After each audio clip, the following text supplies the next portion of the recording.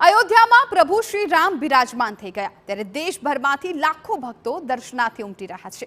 મહેસાણાથી અયોધ્યા સુધી special train ભક્તો સાથે દર્શનાર્થે રવાના થઈ।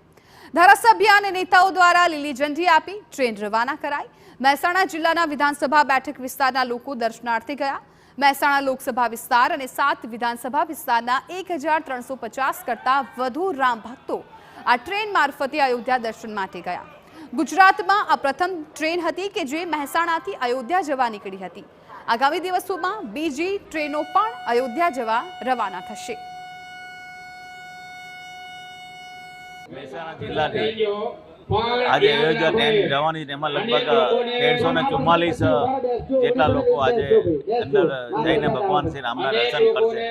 આ સ્પેશિયલ ટ્રેનની વ્યવસ્થા કરવામાં આવી છે અને તમામ લોકોને શાંતિથી દર્શન થાય એના માટે બી તમામ પ્રકારની સગવડ રાખી છે। મહેસાણાથી આજે અયોધ્યા ખાતે રામ ભક્તોને લઈ અને જેમને કાર સેવામાં પણ ભાગ લીધો હતો એવા રામ ભક્તોને લઈને નીકળે છે।